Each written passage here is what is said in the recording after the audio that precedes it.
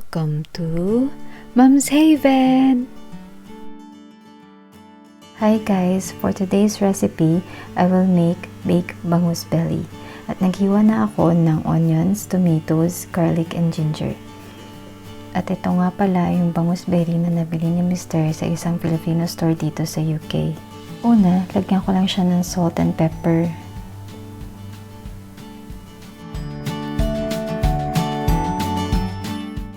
And then, lalagay ko na yung onions, tomatoes, garlic, and ginger.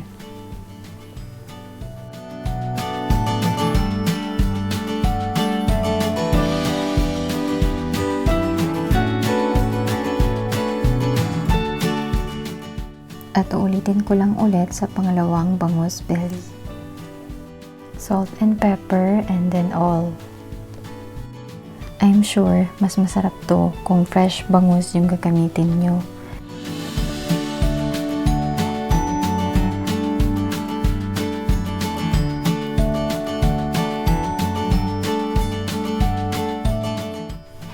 After that, babalutin ko na siya sa aluminum foil.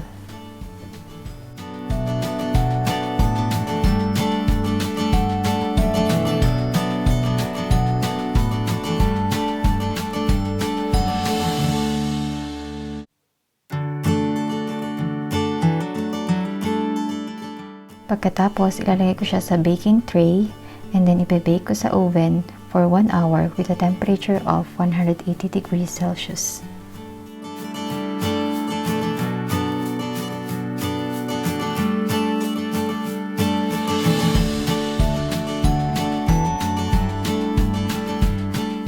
Ito na nga siya after an hour. Masarap siya kainin at i-enjoy with steamed rice.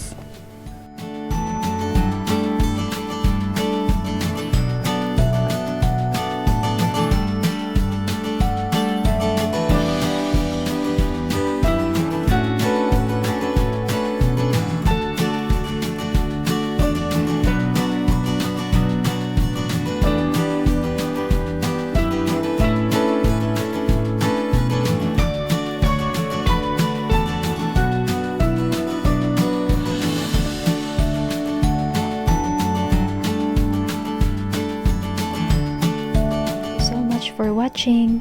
Share and comment down below and give it a thumbs up if you like this video. Please support and subscribe to my channel and click the notification bell for instant updates. And see you on the next one. Bye!